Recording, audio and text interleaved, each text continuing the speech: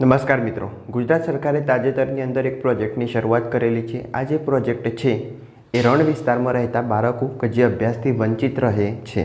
મિત્રો વાત કરીએ ને આપણે તો 12 મહિનાની અંદર માત્ર 6 થી 8 મહિના જેટલા સમય માટે પણ એ અભ્યાસ કરી શકતા નથી। આનું મુખ્ય કારણ એ છે કે એમના વાલીઓ જે વ્યવસાય સાથે સંકળાયેલા હોય એ જે વ્યવસાય હોય એ રણ વિસ્તારની અંદર આવેલો હોય અથવા તો દરિયા કિનારેનો વિસ્તાર હોય કે જેથી શાળાથી એમનું અંતર અથવા હોસ્પિટલોથી એમનું અંતર ખૂબ જ વધારે પ્રમાણમાં હોય છે। એટલે કે એ જે લોકો હોય એમના બાળકોને યોગ્ય પ્રકારે શિક્ષણ આપી શકતા નથી। હવે આ જે બાળકો હોય શિક્ષણથી વંચિત ના રહે એટલા માટે ગુજરાત સરકાર દ્વારા એક પ્રોજેક્ટની શરૂઆત કરવામાં આવી અને જેનું નામ છે સ્કૂલ ઓફ વ્હીલ્સ। હવે આ જે સ્કૂલ ઓફ વ્હીલ્સ પ્રોજેક્ટ શરૂઆત કરવામાં આવ્યો તો એ કયા બાળકો માટે છે, આ યોજના શું છે, ક્યારથી અમલમાં છે અને ગુજરાતના કયા વિસ્તારમાં આનું અમલીકરણ થશે, આજના વિડીયોમાં તેના વિશે સંપૂર્ણ માહિતી મેળવીએ। શરૂઆત કરીએ મિત્રો, શું છે આ યોજના અને કોના માટે બનાવવામાં આવી? તો આ જે મહત્ત્વની યોજના છે ખાસ કરીને અગરિયાઓ માટે બનાવવામાં આવેલી છે। અગરિયા સમાજના લોકો કે જે મીઠું પકવતા હોય છે। હવે એ જે જગ્યા હોય દરિયા કિનારાનો વિસ્તાર હોય ત્યાંથી ગામ લગભગ 30-40 થી 50 કિલોમીટર કરતાં વધારે અંતરે આવેલું હોય છે કે જેથી એમના બાળકોનો અભ્યાસ વંચિત રહે છે। તો યોગ્ય પ્રકારે એમને અભ્યાસ મળી રહે એટલા માટે ગુજરાત સરકાર દ્વારા આ પ્રોજેક્ટની પહેલ કરવામાં આવેલી છે જેનું નામ છે સ્કૂલ ઓફ વ્હીલ્સ એટલે કે રણ શાળા। કોણ છે આ અગરિયા? સૌપ્રથમ આપણે સમજીએ તો અગરિયા સમુદાય એ ગુજરાતના કચ્છ અને નાના રણ ઓફ કચ્છ વિસ્તારમાં હજારો પરિવારો મીઠું બનાવવાનું કામ કરે છે। ભારતના કુલ મીઠા ઉત્પાદનનો મોટો હિસ્સો ગુજરાતમાંથી આવે છે અને અગરિયા સમાજનું એમાં સૌથી મોટું યોગદાન હોય છે કે યોગ્ય રીતના મીઠું તૈયાર કરવું। દર વર્ષે ચોમાસું પૂરું થયા પછી આ પરિવારો રણમાં સ્થળાંતર કરે છે અને ત્યાં જ મહિનાઓ સુધી રહે છે। હવે ઘણા સમય માટે તો રહેવાને કારણે એમના બાળકો હોય એ યોગ્ય પ્રકારે શિક્ષણ મેળવી શકતા નથી કારણ કે રણમાં રહેતી વખતે કોઈ શાળા નથી, ગામ નથી, કોઈ હોસ્પિટલ નથી, વીજળી અને પાણીની પણ ઘણી સમય મુશ્કેલી પડે છે। આવા વિસ્તારની અંદર રહેવાથી આ જે સુવિધાઓ પ્રાપ્ત થતી નથી અથવા એ જે લોકો હોય એ શાળા સુધી અથવા હોસ્પિટલ સુધી પહોંચી શકતા નથી તો સરકારે પહેલ કરી છે કે હવે શાળાને એ બાળક સુધી પહોંચાડવામાં આવશે। સમસ્યા એટલી ગંભીર છે કે ત્યાં આગળ સરકારી શાળાઓ ખૂબ દૂર ગામમાં છે પરંતુ અગરિયા પરિવારો ગામથી 20-30 અથવા 40 કિલોમીટર દૂર મીઠાના ખેતરોમાં રહે છે। બાળકો રોજ શાળાએ જઈ શકતા નથી, ઘણા બાળકો વર્ષો સુધી અભ્યાસથી દૂર રહે છે અને શાળામાં ડ્રોપ આઉટ રેશિયો હોય એ વધે છે। આના કારણે ડ્રોપ આઉટ રેશિયો વધે છે। સરકાર સામે સૌથી મોટો પ્રશ્ન તો એ છે કે જો બાળક શાળા સુધી ન પહોંચી શકે તો હવે શાળા બાળક સુધી પહોંચશે એ રીતની બનાવવામાં આવશે। એટલે શરૂઆત થઈ આ પ્રોજેક્ટની જેનું નામ છે સ્કૂલ ઓફ વ્હીલ્સ એટલે રણ શાળા। ગુજરાત સરકારે જીએસઆરટીસીની 28 જૂની બસોને આધુનિક ક્લાસરૂમમાં ફેરવી છે। એટલે જીએસઆરટીસીની જે જૂની થઈ ગયેલી બસો હશે તો એને સ્માર્ટ ક્લાસરૂમમાં ફેરવવામાં આવશે। હવે એ બસો એ રણ વિસ્તારની અંદર જશે અને બાળકોને યોગ્ય રીતના અભ્યાસ પૂરો પાડશે। એ બસમાં એક શિક્ષક પણ હશે, આધુનિક ટેકનોલોજીથી સજ્જ હશે આ બસ। આ બસો હવે માત્ર એક વાહન નથી, આ સંપૂર્ણ મોબાઈલ સ્કૂલ છે। દરેક બસમાં અંદાજે 20થી વધુ બાળકો એકસાથે અભ્યાસ કરી શકે।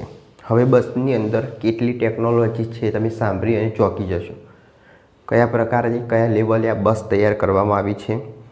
સૌથી પહેલાં વાત કરીશું તો 43 ઇંચનું એક સ્માર્ટ ટીવી હશે, ડિશ ટીવી દ્વારા શૈક્ષણિક ચેનલો, ઓનલાઈન શિક્ષણની સુવિધા, 3.8 કિલોવોટ સોલર પાવર સિસ્ટમ, વીજળી વગર લગભગ 48 કલાક સુધી કાર્ય રહી શકે એટલી એની ક્ષમતા હશે, એલઈડી લાઇટ, પંખા, white board, black board, library, શિક્ષક માટેની અલગ જગ્યા, પીવાનું શુદ્ધ પાણી, હાથ ધોવાની વ્યવસ્થા, ફર્સ્ટ એડ કિટ, અગ્નિશામક સાધન, ઇમરજન્સી એક્ઝિટ। આ હતી ભણવાની વસ્તુઓ। અભ્યાસ સાથે સંકળાયેલી કેટલીક રમતો પણ આની અંદર સમાવેશ થાય છે જેમ કે લૂડો, સાપસીડી, ઝૂલો, સ્લાઇડ, બાસ્કેટબોલ સાથે ઊંચાઈ, વજન અને BMI માપવાની સુવિધા પણ ઉપલબ્ધ હશે। આ બસ વિશે તમે સમજી શકો કે એક આખી સ્કૂલ હોય એ સ્કૂલને હવે બાળક સુધી પહોંચાડવામાં આવશે અને એની અત્યાધુનિક ટેકનોલોજીથી સજ્જ કરવામાં આવશે કે બાળક યોગ્ય રીતના અભ્યાસ કરી શકે। આની અંદર બેન્ચીસોની પણ વ્યવસ્થા હશે, 20 કરતાં વધારે બાળકો એકસાથે શિક્ષણ લઈ શકે એટલી જગ્યા હશે। હવે વાત કરીશું અત્યારે આ યોજના કયો આગળ ચાલુ છે, તો જે દરિયા કિનારાના વિસ્તારો છે કે જો આગળ અગરિયાઓ મીઠું પકવે છે, મીઠાના ખેતરો આવેલા છે, તો એ વિસ્તારની અંદર આ યોજના શરૂ કરવામાં આવી. આ 28 બસો મુખ્યત્વે અત્યારે 4 જિલ્લાની અંદર કાર્યરત છે, જેમાં સુરેન્દ્રનગર, પાટણ, કચ્છ અને મોરબી આ 4 જિલ્લા ગજે દરિયા કિનારે આવેલા છે. જે કચ્છનો અખાત છે ત્યાં આગળ તેમાં સૌથી વધુ બસો સુરેન્દ્રનગર જિલ્લાના પાટડી વિસ્તારમાં કાર્યરત રહેશે. હવે યોજનાના શું ફાયદા છે એ સમજીએ. તો શિક્ષણ સતત ચાલુ રહેશે. આજે અગરિયાના બાળકો હોય, અગરિયા સમુદાયના લોકો, એમના બાળકો જે 12 મહિનાની અંદર 6 થી 8 મહિના જેટલું તો શિક્ષણ મેળવી શકતા નથી, કારણ કે ચોમાસા પછી એ લોકો ત્યાં આગળ સ્થળાંતર કરશે અને શાળાઓ દૂર હોવાથી એ શિક્ષણનો અભાવ હોય, શિક્ષણથી વંચિત રહેશે. તો આ શિક્ષણ પૂરું પાડવા માટે આ યોજના અમલમાં મૂકેલી છે. તેથી એમનું શિક્ષણ સતત ચાલુ રહેશે. ડ્રોપ આઉટ ઘટશે. ડિજિટલ શિક્ષણ ગામડા અને રણ સુધી પહોંચશે. સ્થળાંતર છતાં બાળકોનો અભ્યાસથી વંચિત રહી શકશે નહીં અને શૈક્ષણિક અસમાનતા ઘટાડવામાં પણ એક મદદરૂપ થશે. આમની સામે પણ કેટલાક પડકારો પણ છે કે જેમાં કઠોર ગરમીમાં બસનું સંચાલન કરવું એ ખૂબ મુશ્કેલી ભર્યું રહેશે. નિયમિત શિક્ષકોની ઉપલબ્ધતા, લાંબા સમય સુધી જાળવણી, ઇન્ટરનેટ અને ડિજિટલ કનેક્ટિવિટી. કેટલાક વિસ્તારો એવા હોય, રણ વિસ્તારો કે જેની અંદર નેટ સરખું આવતું ના હોય, તો ઇન્ટરનેટનો અભાવ સર્જાઈ શકે છે. અને આજે અત્યાધુનિક બસ તૈયાર કરવામાં આવશે તો બસને જાળવણી કરવી પણ ખૂબ જરૂરી રહેશે, કારણ કે જો કોઈ સ્કૂલ એક જગ્યાએ હોય તો એની જાળવણી શક્ય બને, પણ આ એક હરતી ફરતી એક શાળા છે કે જેની જાળવણી કરવી ખૂબ જરૂરી બાબત હશે. હવે શું આ મોડેલ સમગ્ર ભારત માટે બની શકે? તો અત્યારે આ મોડેલ ગુજરાતની અંદર શરૂ કરવામાં આવેલું છે અગરિયા સમુદાયના બાળકો માટે કે જે લોકો શિક્ષણથી વંચિત ના રહે. હવે આ પ્રોજેક્ટ આગળના સમયમાં આનું કેવું ફળ મળે છે, શું રિઝલ્ટ રહે છે, એ પ્રમાણે સમગ્ર ભારતની અંદર પણ લાગુ પાડી શકાય કે જે બાળકોને યોગ્ય રીતના શિક્ષણ મળતું નથી તો એમને આ રીતના સ્કૂલ ઓફ વ્હીલ્સ જેવો પ્રોજેક્ટ શરૂ કરી અને શિક્ષણને ભારત સુધી પહોંચાડી શકાય છે. જો આ યોજના સફળ થાય તો આવા વિસ્તારોમાં પણ મોબાઈલ સ્કૂલનો મોડલ અપનાવી શકાય. આ પહેલ માત્ર બસ ચલાવવાથી નથી, પણ શિક્ષણને બાળકો સુધી પહોંચાડવાનો એક નવો અભિગમ છે.